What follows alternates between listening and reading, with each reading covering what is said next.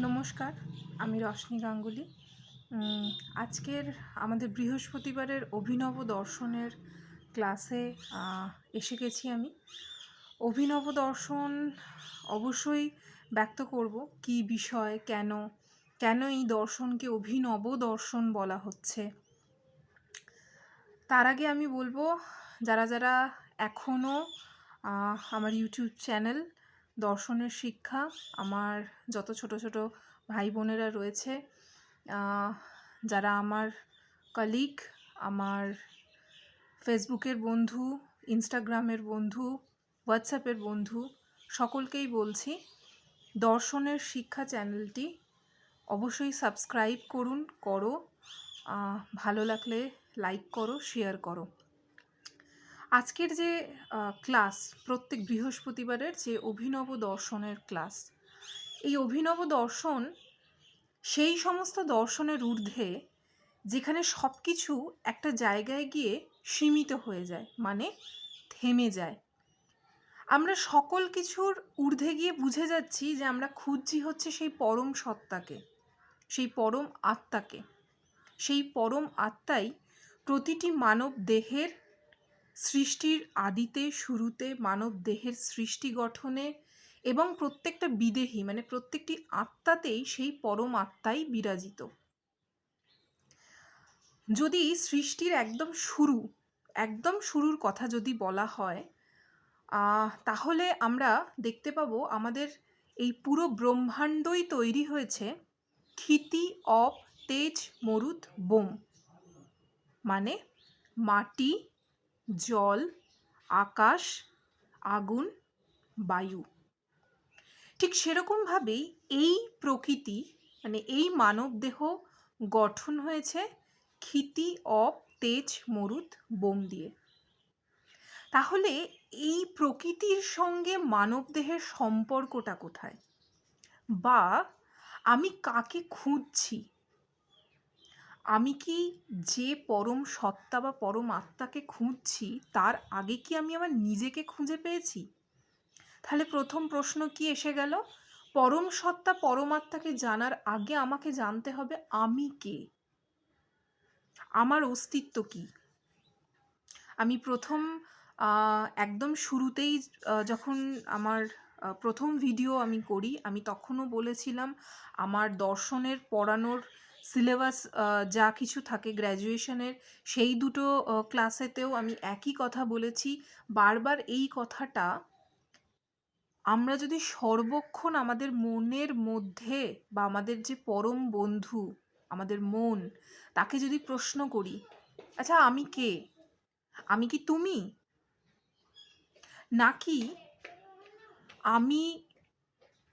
আমার দুটো পা যদি কেটে দেওয়া হয় তারপরেও আমার অস্তিত্বটা শুধুমাত্র একটি মানব দেহ, বা আমার যখন খিদে পাচ্ছে কে খাচ্ছে, আমি খাচ্ছি নাকি তার স্বাদ গ্রহণ কে করছে? আমি তো জানি মুখগহ্বরের মধ্যে জিহ্বা রয়েছে, তফাৎটা কোথায়? এবং এই আমির পরিচয়ের সাথে সাথে স্বাধীনতা, ফ্রিডম, এই দুটি টপিক নিয়ে আমি বলেছিলাম আজকে আমি বলবো।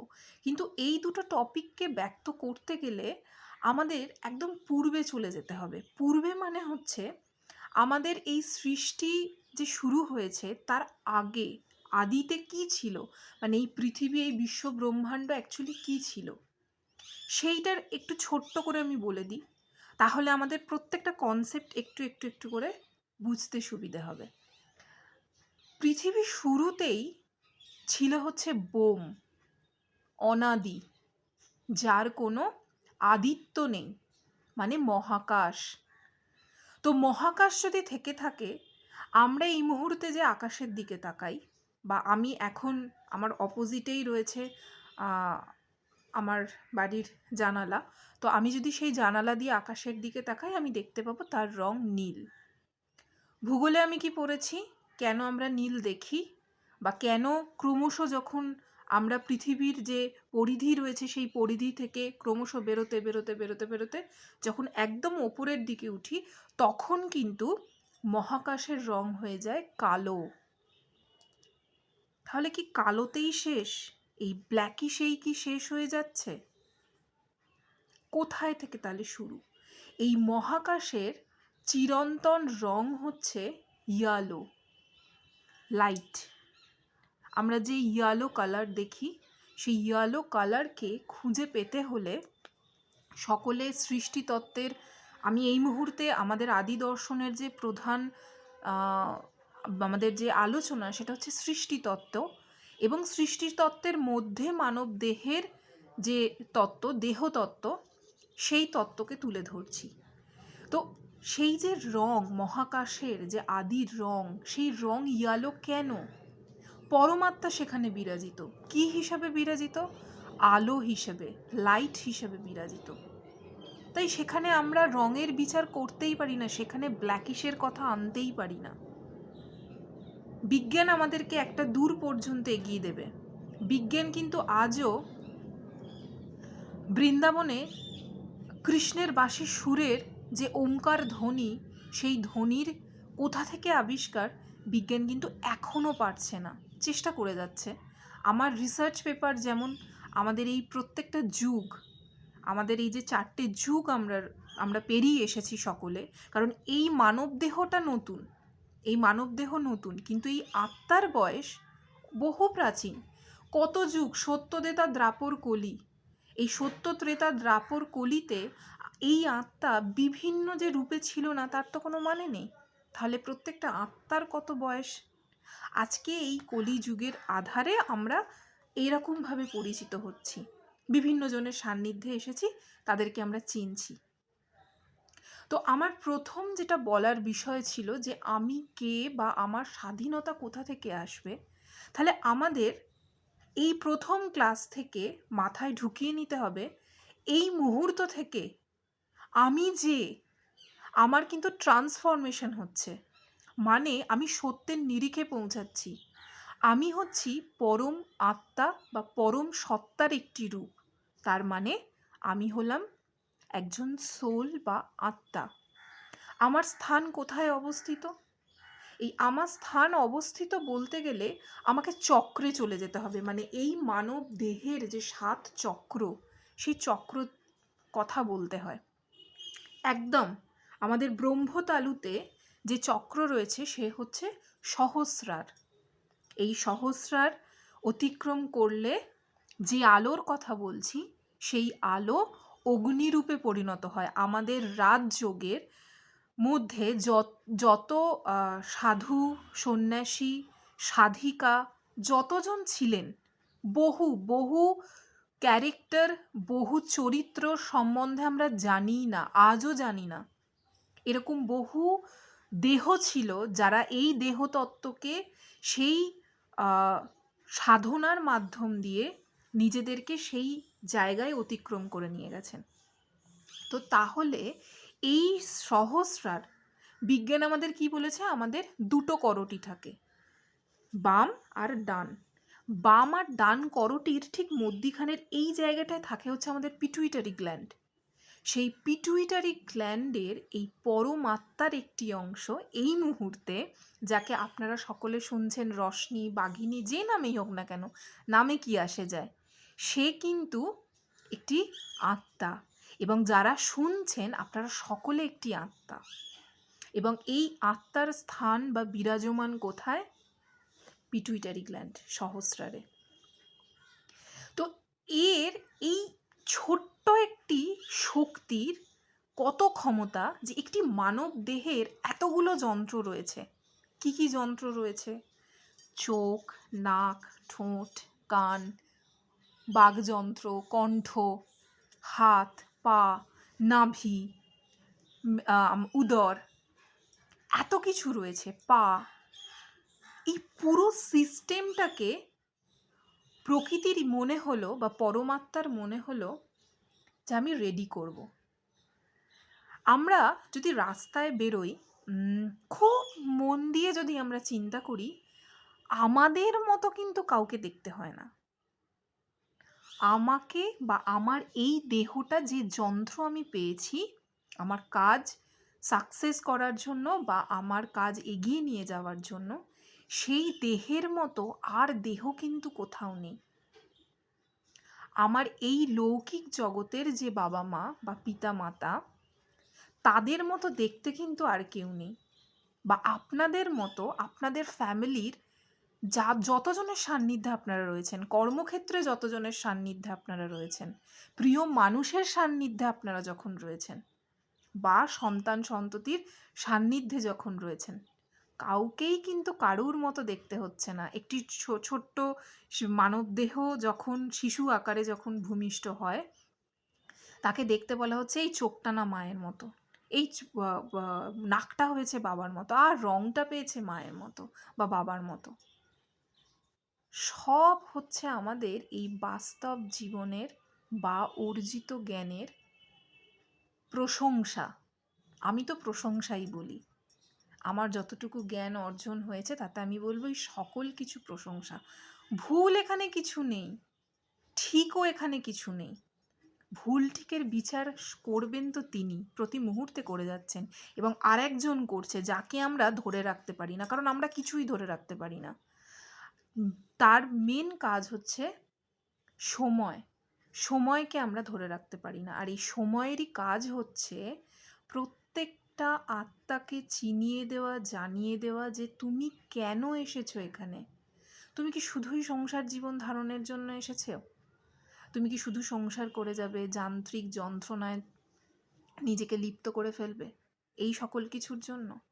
তাহলে কোথাও না কোথাও এই 11 মিনিট বা 12 মিনিটের মধ্যে এইটুকু আমি বোঝাতে পারলাম যে আমি কে, এবং আমি আরেকটু সময় নিয়ে খালি বলে দেবো স্বাধীনতা কি, একটি আত্মার বা মানবদেহের স্বাধীনতা কী রূপে থাকতে পারে। তার কারণ আজকের প্রথম ক্লাসে আমি আত্মা কি বা আমি কে বা স্বাধীনতা কি এই আধ ঘন্টাতে হবে না। তার কারণ আমাকে আগে মানে অবশ্যই জানতে হবে, বুঝতে হবে, শিখতে হবে, জ্ঞান অর্জন করতে হবে। যুগ কটি, এই দেহেতে যখন আমার বাস, এই দেহের কি ফাংশন, চক্র সম্বন্ধে জানতে হবে, এবং এর পরেও আমার যে ট্রান্সফরমেশন ঘটছে এই মুহূর্তে, আমাকে যতজন শুনবেন, যতজন দেখবেন, বা এর পরেও যখন সবাই দেখবে বা জানবে, প্রত্যেকের মধ্যেই কিন্তু যন্ত্রণা রয়েছে। তার কারণ আমরা এই মুহূর্তে কলিযুগে বাস করছি। কলিযুগের একটা বিরাট বড় কথা, আমার অ্যাকচুয়ালি রিসার্চ পেপার যুগ নিয়ে, বা এই অভিনব দর্শনই হচ্ছে আমার রিসার্চ পেপার। কারণ পরমাত্মাকে জানতে গেলে, পরমাত্মাকে খুঁজতে গেলে পড়াশোনা করতে হবে। ওই যে বলেছিলাম অঙ্ক, প্রথম অঙ্কতে বলছে, আমরা যখন ভূগোলে পড়েছি, ভূগোলে আমরা কি পড়েছি? 3 ভাগ জল, 1 ভাগ স্থল। এই 1 ভাগ স্থলের মধ্যেই পুরো ব্রহ্মাণ্ড বিরাজমান। পুরো ব্রহ্মাণ্ডের মানে আমি একটি দিকের কথা বলছি, মানে এই যে আমরা পৃথিবী, যে এই যে লোকে আমরা বাস করছি, লৌকিক জগতের এই পৃথিবী লোকে বাস করছি, সেটার কথা বললাম। ঠিক সেরকমভাবেই কলিযুগের একটা কথা রয়েছে, এখানে 3 ভাগ পাপ, 1 ভাগ শান্তি বা পুণ্য। আমরা এই মুহূর্তে সকলেই আসরিক প্রবৃত্তির মধ্যে দিয়ে যাচ্ছি। আমি যদি 1 ভাগ পুণ্য অর্জন করি, 10 ভাগ আমি পাপেতে লিপ্ত হব। তার কারণ আমি জেনে বুঝে কাউকে ঠকাচ্ছি, আমি না জেনে কাউকে ঠকাচ্ছি। আমরা প্রত্যেক দিন আমাদের যাত্রা যখন শুরু করি, কি হিসেবে, আমি যদি আমাদের এই মানবদেহ যন্ত্র দিয়েই বলি, আমরা বিভিন্নজন বিভিন্ন সেকশানে রয়েছি, মানে বিভিন্নজন বিভিন্ন জবের মধ্যে দিয়ে আমাদের জীবনকে আমরা অতিবাহিত করছি। অফিসে যখন আমরা যাই বা কর্মক্ষেত্রে যখন আমরা যাই, রাস্তায় পড়ে থাকা কি কি থাকে? ধুলো, বালি, কণা, পোকা, মাকড়, অণুজীব, পরজীব, বহু কিছু থাকে। আমরা কিন্তু আমাদের এই দেহযন্ত্রের একটি সাংঘাতিক যন্ত্র, পদযন্ত্র, সেই দিয়ে কিন্তু কত পোকামাকড়কে আমরা পিষ্ট করি, কত অণুজীব পরজীবকে আমরা পিষ্ট করে চলে যাই। একটা পাতা, গাছের একটা সুন্দর, প্রকৃতির এত সুন্দর প্রাণ, আমরা জানি, বিজ্ঞান থেকে আমরা জানতে পেরেছি গাছের প্রাণ আছে। তো গাছের একটি অংশ, উদ্ভিদের একটি অংশ, সেই পাতা, ফুল, আমরা কিন্তু দেখি না। আরে অফিসে লেট হয়ে যাবে তো, পৌঁছাতে হবে তো তাড়াতাড়ি, বাড়িতে প্রচণ্ড রকমভাবে অশান্তি, সন্তানের পড়াশোনা নিয়ে চিন্তা, নিজের রিলেশন নিয়ে চিন্তা, টাকা পয়সা নিয়ে চিন্তা, এই সকল কিছুর মধ্যে এসব বাবা আসে না। ওই যে আমার বাংলাটা ঠিক আসে না, ব্যাপারটা সেই রকমই। কিন্তু এটাই সত্যি, আমরা চরম সত্যিকে অবজ্ঞা করে একটি মিথ্যার জগতে বাস করছি। আমাকে ফেসবুকে আমার এক খুব প্রিয় দাদা আমাকে লিখেছিলেন যে সাংখ্যযোগ নিয়ে কিছু বলো। সাংখ্যযোগ নিয়ে তো অবশ্যই বলবো, যখন সাংখ্য দর্শন আসবে, এই অভিনব দর্শনের ক্লাসেও অবশ্যই গীতা নিয়ে আমি আলোচনা করব। তো গীতাতে শ্রীকৃষ্ণ একটা জায়গায় বলছেন, মানে শ্রীকৃষ্ণ তো অনেক কিছুই বলে গেছেন, বিষ্ণু অবতার উনি। আমি কোন যুগের এটা কথা বলছি? সত্য, ত্রেতা, দ্বাপর। দ্বাপরে বিষ্ণু অবতারে শ্রীকৃষ্ণ এসেছিলেন। উনি বলছেন, আমি এক, আমার এক থেকে অভিন্ন হতে ইচ্ছে হয়েছিল। আমার এই এক থেকেই রাধার রূপ, রাধা যে কৃষ্ণও সে, তাই সকলের আগে রাধা কৃষ্ণের নাম নেওয়া হয়, মানে রাধার আগে নাম নেওয়া হয়, কারণ সেই পরমাত্মার বা পরম সত্তার নারী রূপ হচ্ছে রাধা, প্রেমের দেবী যিনি। এবং তার এটাও মনে হয়েছিল যে এই এত সোল, এত অজস্র আত্মা, এদেরকে একটি যন্ত্র, একটি পরিকাঠামো দিতে হবে। আমরা কিন্তু সকলেই একটা পরিকাঠামো, একটা আত্মায়, মানে একটা মানব দেহতে চলে এসেছে, একটা যন্ত্রে বিরাজ করছি। কিন্তু ঘটনা হচ্ছে আমরা পুতুল হয়ে গেছি। পুতুলকে নিয়ে যেমন খেলা করা হয়, এই কলি যুগ, এই যুগের যে আসরিক প্রবৃত্তি বা আসরিক সত্তা, তারা কিন্তু আমাদের এই প্রত্যেকটা যন্ত্রকে নিয়ে খেলা করে যাচ্ছে। তাই কোথা থেকে কোথায় কথাগুলো, কারণ এই প্রত্যেকটা কথার মধ্যে আরও কত তত্ত্ব বেরোয়, একটা আলোচনার সঙ্গে একটা আলোচনা মিশে যায়। তো এইবার আসি, যদি এইরকমই একটা ঘটনা হয়ে থাকে যে আমরা সকলেই আত্মা, আমাকে তো বিশ্বাস করতে হবে, আমাকে বুঝতে হবে। এই বিশ্বাস বোঝার এই বিষয়টা নিয়ে আমি আগামী বৃহস্পতিবারের ক্লাসে বলবো। কিন্তু তার আগে বলে দিই, স্বাধীনতা, পরম আত্মা বা পরম সত্তা বা আদি নাদ বা আদি সুর, যেখান থেকে সব কিছু সৃষ্টি, তিনি কিন্তু সকলকেই স্বাধীন করে পাঠিয়েছেন। এই মুহূর্তে আমি বসেই সকল কথা বলছি, আমি তো শুয়ে শুয়ে বলতে পারতাম, কিন্তু সমাজ আমাকে কি মেনে নেবে? সমাজের দৃষ্টিকটু বা সব থেকে কালচারের বিষয় তখন হয়ে যাবে না, এ তো শুয়ে শুয়ে বলে। এছাড়া আমাদের অজস্র কাজ থাকে যেটা আমরা ঠিক করে নিই। কেউ বসে পড়াশোনা করতে পারে, কেউ শুয়ে পড়াশোনা করতে পারে, কেউ দাঁড়িয়ে পড়াশোনা করতে পারে, কেউ পায়চারি করে পড়াশোনা করতে পারে। পরমাত্মা বলছেন বা ঠাকুর বলছেন, আমি তোমাদের স্বাধীনতা দিয়ে পাঠিয়েছি। তোমরা কখন কাঁদবে, তোমরা কখন হাসবে, তোমরা কখন দুঃখ পাবে, তোমাদের কখন খিদে পাবে, সব এই যন্ত্রের মাধ্যমে দেওয়া রয়েছে। চালনা করছে কে? বিবেক বা মন বা আত্মা। দুজনে পারস্পরিকভাবে একই সম্পর্কে আবদ্ধ। আত্মা বা মন পারস্পরিকভাবে একই সম্পর্কে আবদ্ধ। তাহলে যদি আমি তোমাদের সবটাই দিয়ে পাঠাই, তাহলে তোমাদের নেই কোথায়? তোমরা খুঁজছোটা কি? আমি যদি এখন একটি গাড়ি নিয়ে বেরিয়ে যাই রাস্তায়, আমি জেনে বুঝে যদি অ্যাক্সিডেন্ট করি, মানে আমি যদি জেনে বুঝে ভুল কাজ করি, আমি যদি জেনে বুঝে কাউকে ঠকাই, আমি জেনে বুঝে আমার নিজের ক্ষতি করি, তাহলে তো সেখানে পরমাত্মা বা পরম সত্তা বা ভগবান বা ঠাকুরের তো কোনো করণীয় নেই। সে তো সেই জ্ঞান বোধ দিয়ে আমাদের সকলকে পাঠিয়েছে। তাহলে আজকের এই যে প্রত্যেকটা শব্দ, রশ্মি বা বাঘিনী যে নামেই ডাকুন না কেন, সে যে এতগুলো কথা বা এতগুলো অর্জিত জ্ঞান এবং অনুভূত জ্ঞান শুধু অর্জন নয়, এই দেহযন্ত্রের সঙ্গে কথা বলার যে অনুভূতি, তার যে জ্ঞান, এই জ্ঞান তো তার আগে ছিল না। ব্যবহারিক জ্ঞানেও ছিল না যখন তার বাবা মা তাকে শিক্ষা দিয়েছে। কিছু সময়ের পরে তার স্কুল জীবন, কলেজ জীবন, সাংসারিক জীবন, যে জীবনেই থাকুক না কেন, এত কিছু তো তার জ্ঞানে ছিল না। তাহলে হঠাৎ করে কোথা থেকে সেই বা এতগুলো কথা বলতে পারছে? শুধুই কি পুঁথিগত বিদ্যে? শুধুই কি পুঁথিগত বিদ্যে দিয়ে এই অনুভব করা যায়? না। পুঁথিগত বিদ্যে অবশ্যই থাকে, নিজের জানার চেষ্টার অবশ্যই আমাদের একটা পর্যায় থাকে, কিন্তু তারপরেও তার আশীর্বাদ থাকে। সে আমাদেরকে বেছে নিয়েছে। যেমন আমাকে বেছে নেওয়া হয়েছে, ঠিক সেরমভাবেই আপনাদের সকলকে বেছে নেওয়া হয়েছে।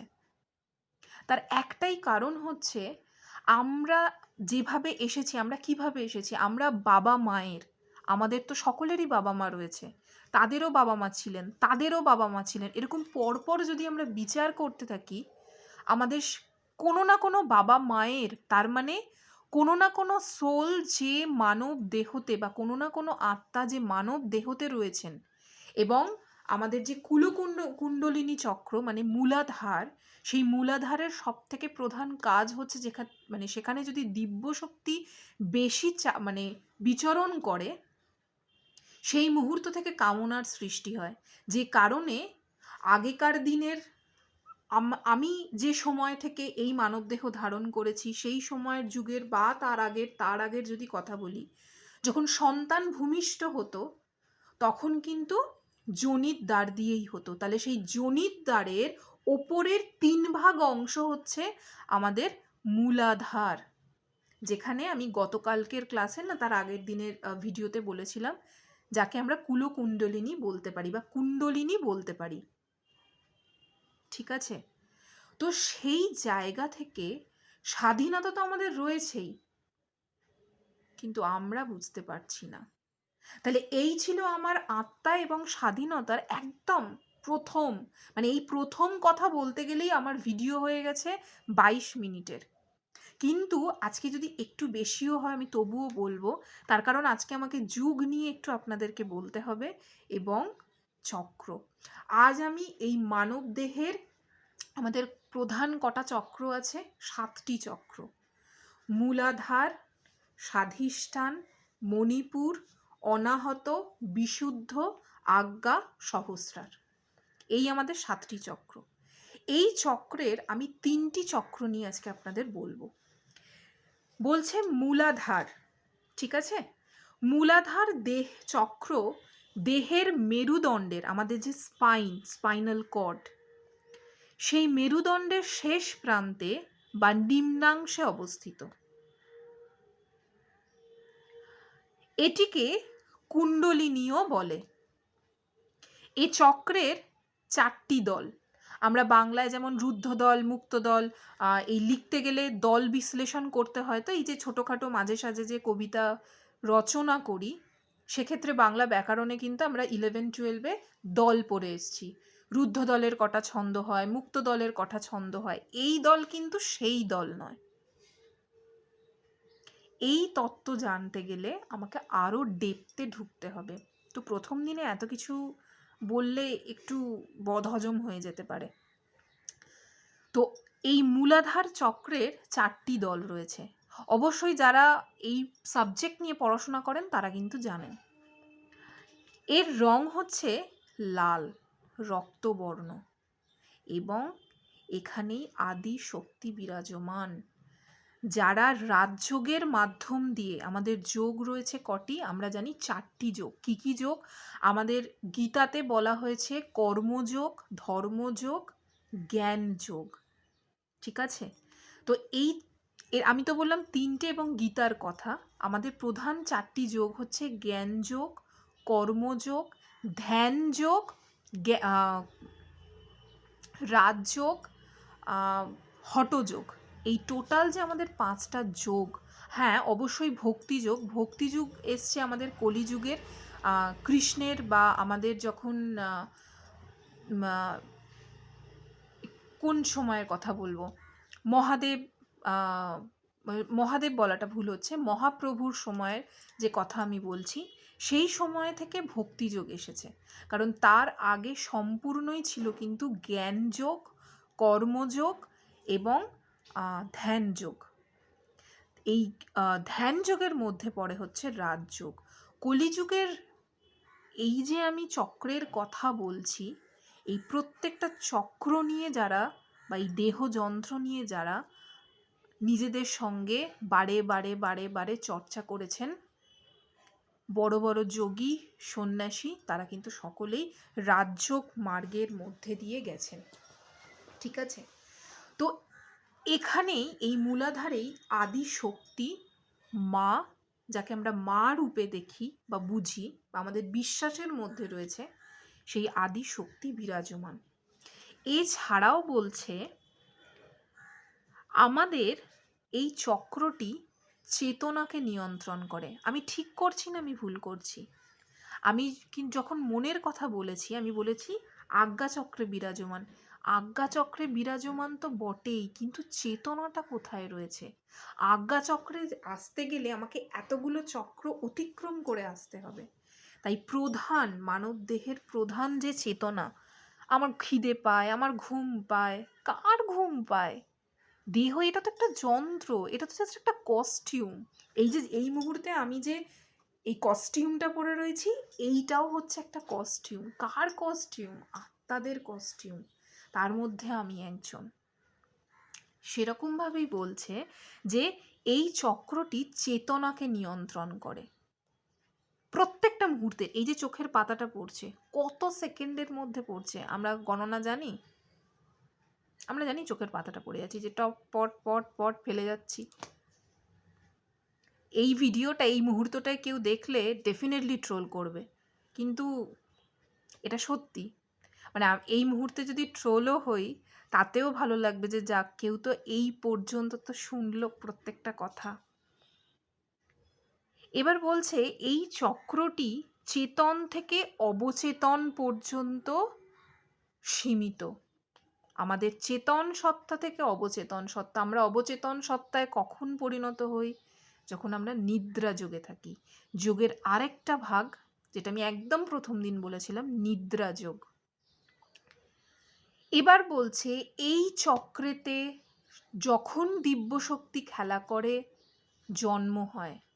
মানে ওই যে বলছিলাম, কথাটা থেকে স্কিপ করে গেলাম, বাবা মায়ের দুটো সোল যে যন্ত্রের মাধ্যমে বা এই মানব দেহের মাধ্যমে রয়েছে, সেখানে যখন কামনার প্রবৃত্তি বেশি জাগে, তখন ভ্রূণ আকারে একটি আত্মাকে চুজ করা হয়। সেই কত শুক্রাণু থাকতে পারে?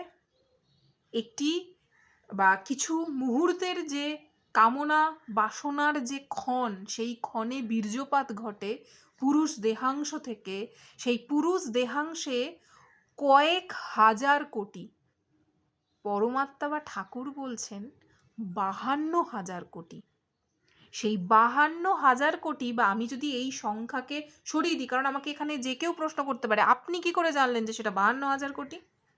আপনি কি গণনা করে দেখেছেন? না, গণনা তো করেছেন তিনি, কিন্তু যদি সাকুল্য আকারে বিচার করা হয়, তাহলে অবশ্যই 1,000-এর ঊর্ধ্বে থাকে কয়েকটি শুক্রাণু বা কয়েক হাজার শুক্রাণু।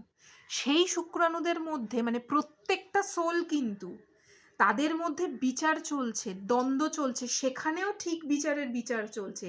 কে কাকে চুজ করা হবে? যে সে পরমাত্মা যে মানবদেহ যে যন্ত্রটা রেডি করে রেখেছেন, সেখানে গিয়ে তার পূর্বের যত ভুল ছিল, যত ঠিক ছিল, যত কাজ বাকি ছিল, তার সেই মাত্রাকে আরো বাড়ানোর জন্য সে এই দেহটা পাবে।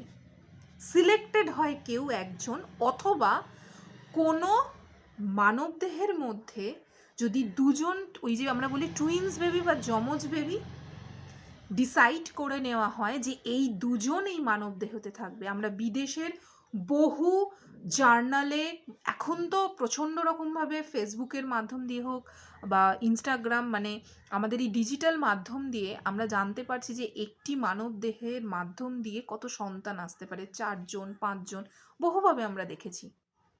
বিদেশের ক্ষেত্রে তো সেটা ঘটেই। এখানেও কিছু সায়েন্টিফিক কারণ আছে, সেগুলো অন্য বিচার্যের আলোচনা। তো তাহলে কোথাও না কোথাও আমরা একটুখানি হলেও বা কিছুটা হলেও মূলাধার চক্র সম্পর্কে বুঝতে পারলাম। আর আমাদের অবচেতন সত্তায় আমরা কিভাবে পরিণত হই চেতন সত্তা থেকে? নিদ্রা যোগের মাধ্যমে।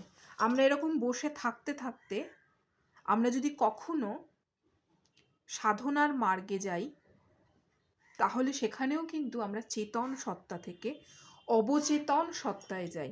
কারণ মেডিটেশন বা ধ্যান যোগ যারা প্র্যাকটিস করেন, তাদের প্রথম কিন্তু আজ্ঞাচক্রের এই ধারে, এই ঠিক মধ্যিখানে আমাদের যে আলোর যে নিঃসরণ, আমরা যে চিন্তা করিনি কোনো একটা কিছু, সে সূর্য হোক, প্রকৃতি হোক, কোনো একটি ঘর হোক, কোনো কালার হোক, সেই চিন্তনের মধ্যে একটা অবচেতন সত্তা আসে, যে কারণে ম্যাক্সিমাম মেডিটেশন বা ধ্যান যোগের প্রয়োগ না জানা থাকলে ঘুম পেয়ে যায়, মানে নিদ্রাযোগ চলে আসে, সুষুপ্তি অবস্থায় চলে আসে একটি আত্মা। এর পরবর্তী যে স্তর, সেই স্তরের কথা বলবো, স্বাধিষ্ঠান, মানে আমাদের ঠিক নাভির নিচে, যাকে আমরা বলি হচ্ছে তলপেট বা অগ্নাশয়, বিজ্ঞানের ভাষায় অগ্নাশয়। এই দেহের তলপেট আর অগ্নাশয় নিয়ে গঠিত হচ্ছে এ চক্রের 6টি দল। এখানকার যে চক্র, সেই চক্রের রং হচ্ছে গোলাপি। গোলাপি রংটা আমাদের বিভিন্ন রকমভাবে প্রচণ্ড শুদ্ধতা, একটা মানে একটা অ্যাট্রাকটিভনেস, একটা শান্ত, সাদা রং দেখলে যেমন একটা শান্ততার, মানে মনের মধ্যে একটা প্রচণ্ড রকমভাবে একটা শান্তি অনুভব করা যায়, গোলাপি রং মানে একদম পিওর গোলাপি রং যদি আমরা দেখি, বিশুদ্ধ গোলাপি রং, সেক্ষেত্রেও কিন্তু এই অনুভূতিটা ঘটে। কেন ঘটে সেটা বলছি। বলছে এই চক্রের যেটা প্রধান দিব্য শক্তি, মানে অর্জা, যদি এইখানে খেলা করে, এই শক্তির এই চক্রের মধ্যে যদি চলে আসে, তখনই আরে বাবা ওই জামাটা দারুণ দেখতে, ওই নেকলেসটা দারুণ দেখতে, আরে ওই গাড়িটা না ভীষণ সুন্দর দেখতে, আমার যদি একটা এরকম হতো। এই যে চিন্তা, আমার মানে, কারণ আমি তো জানি আমি তো এই দেহ, আমি এইখানে এই জগতে বসবাস করছি, আমি তো এরমভাবেই জীবনটাকে লিড করছি, তো আমার কেন এরম একটা থাকবে না?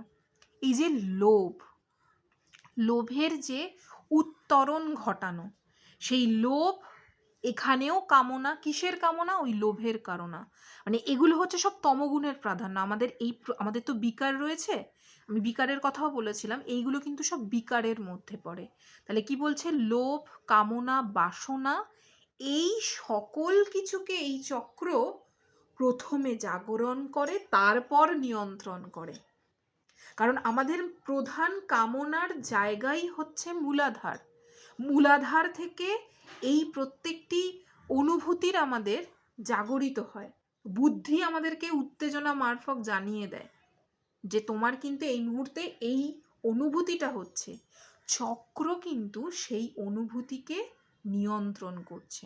তাহলে স্বাধিষ্ঠান হচ্ছে আমাদের এই সকল কিছু বিকারকে নিয়ন্ত্রণ করে।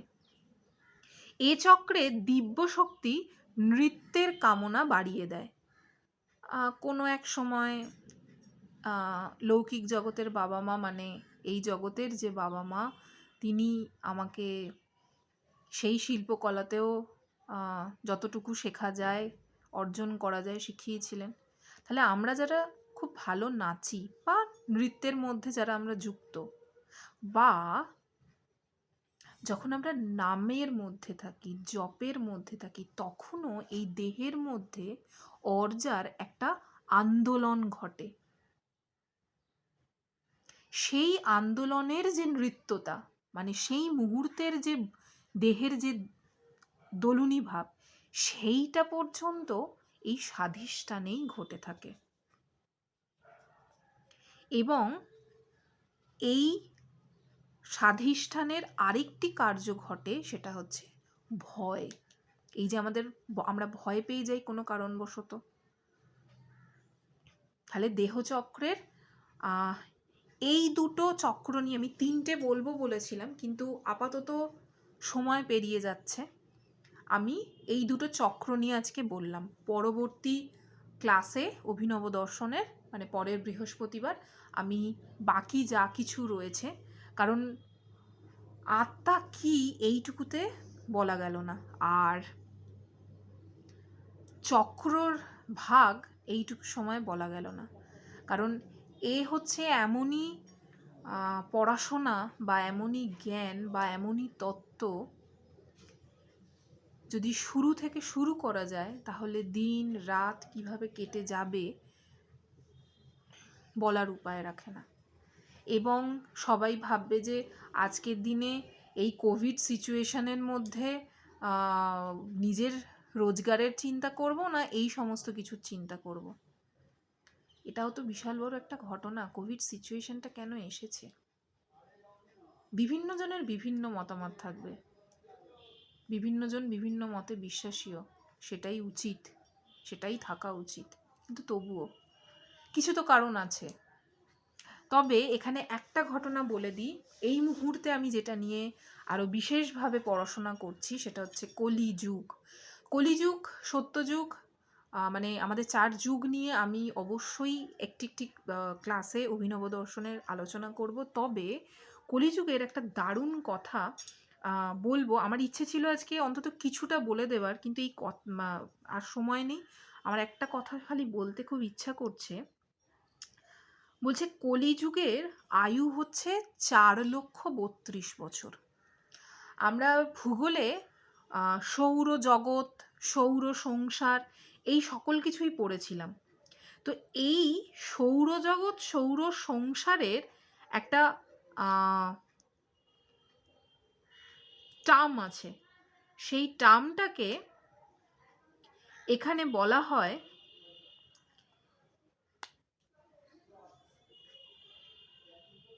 দিব্য বছর বা দৈব বছর। আমি টার্মটা অ্যাকচুয়ালি খুঁজে পাচ্ছিলাম না। তো এই দিব্য বছর বা দৈব বছরকেই সৌর বছর বলা হয়। তা এই যে বললাম 4,32,000 বছর কলিযুগের আয়ু, এই আয়ুটাকে কিভাবে ক্যালকুলেশন করে অঙ্কের মাধ্যমে, কারণ আমরা যারা ভূগোল 9, 10, বিশেষত 11, 12 যারা আমরা পড়েছি, তা আমরা কিন্তু ভূগোলের ম্যাথ করেছি, ঠিক আছে? তাই ভূগোলের ম্যাথেও কিন্তু কিভাবে একটা বছরকে বা দিনকে আমরা নিয়ে আসবো, আমরা সেই কাজ করে এসেছি। সেই অঙ্ক দিয়ে, সেই কোথাও না কোথাও ঘুরে ফিরে অঙ্ক আসছে, বিজ্ঞান আসছে, যুক্তি আসছে, যে কলিযুগের শুরুটা কিভাবে। কলিযুগের শুরু বলছে দ্বাপরে শ্রীকৃষ্ণের যখন সেই দেহ ত্যাগ হয়, মানে স্বয়ং বিষ্ণু তার এই অবতার, এই দেহকে যখন ত্যাগ করেন, তার মানে যে মুহূর্ত থেকে শ্রীকৃষ্ণের পৃথিবীলোক ত্যাগ হয়, সেই মুহূর্ত থেকেই কলিযুগের সূচনা হয়। বাকিটা পরের দিন ক্লাসে বলবো। আজকে ভেবেছিলাম অনেক কিছু বলবো, কিন্তু বলা গেল না এত কথা। পরের ক্লাসে, বিশেষত অভিনব দর্শনের ক্লাসে সবাই থেকো, সবাই থাকুন, শুনুন। যারা থাকছেন না, যারা শুনতে পারছেন না এই মুহূর্তে, তারা পরবর্তীকালে নিশ্চয়ই শুনবেন, কখনো না কখনো শুনবেন। আশা করব এই জীবদ্দশায় যেন এই সকল কথা একটু হলেও শুনে যান। যদি কানেতে কর্ণপটহের মাধ্যম দিয়েও যদি শ্রবণে যায়, শ্রবণ থেকে যদি মননে যায়, বুদ্ধি যদি ক্যাপচার করে নেয়, এবং সর্বশেষ দেহ যদি বলে দেয় যে না চলো তোমার ট্রান্সফরমেশন শুরু হয়ে গেছে, তুমি যে সেই তুমিতে তুমি নিজেকে চিনতে শুরু করে দিয়েছ, তাহলেই আমরা সবাই আমাদের আসল যে গন্তব্যস্থল প্রত্যেকেই তো কিছু না কিছু কাজের জন্য এসেছি, সেই কাজের গন্তব্যস্থলে একটু একটু একটু করে আমরা পৌঁছে যাব। হ্যাঁ, অবশ্যই শেষ করব, এবার তো শেষ করতেই হবে। তার আগে কয়েকটা শব্দ প্রতিদিন যদি আমরা নিজেদেরকে বলতে পারি, নিজেদেরকে মানে মনকে বলতে পারি, কারণ বিবেক বারে বারে ঠিক ভুলের বিচার জানিয়ে দেবে। আমি ঠিক করলে বিবেক আমাকে নিজে থেকেই মনের মধ্যে একটা প্রচণ্ড খুশির, এটা কোন চক্রের আসে, এই খুশি কোন চক্রে আসে, আনন্দ পাই আমরা কোন চক্রের মাধ্যম দিয়ে, এবং কে জানাচ্ছে? বিবেক জানাচ্ছে। বিবেককে মন। তো একে যদি কয়েকটা কথা, I am a peaceful soul, কারণ আমি জেনে গেছি আমি আত্মা, আমি সোল, তাহলে আমি কি কি বলতে পারি? আমি শান্তিপূর্ণ আত্মা, I am a peaceful soul. I am a powerful soul, আমি শক্তিপূর্ণ আত্মা। আই অ্যাম এ লাভফুল সোল, আমি ভালোবাসাপূর্ণ আত্মা। I am a divine soul, আমি দাতাপূর্ণ আত্মা। আই অ্যাম এ হ্যাপিফুল সোল, আমি সর্বদা সুখী আত্মা। কারণ আত্মার এই যা কিছু আমি বললাম সকল কিছুর নিয়ে গঠিত, কারণ পরমাত্মার অংশ সকলেই। আর আরেকটি কথা বলে শেষ করব, আমরা কিন্তু জন্ম হতে সন্ন্যাসী, জন্ম হতে ত্যাগী। আমরা কিছু কিচ্ছু ধরে রাখতে পারি না, সময় তো অনেক দূরের কথা। আজকের ক্লাস এখানেই আমি শেষ করলাম। সবাই খুব ভালো থাকুন, সবাই খুব ভালো থাকো, আনন্দে থাকো। এই প্রত্যেকটা শব্দ যদি নিজেদের সঙ্গে একটু বারে বারে আলোচনা করে নিতে পারো, নিজেদের মনকে, নিজেদের বুদ্ধিকে বারে বারে যদি বলতে পারো যে এটাই হচ্ছি আমি, তাহলে অন্য কিছু নয়, ট্রান্সফরমেশনটা শুরু হয়ে যাবে, জার্নিটা আরও সুন্দর করে সুন্দরভাবে শুরু হয়ে যাবে। আজকে এখানেই ক্লাস শেষ করলাম। সবাই ভালো থেকো। এই করোনা পরিস্থিতিতে সকলের মঙ্গল হোক। রাম ও নারায়ণ রাম। ওম শান্তি।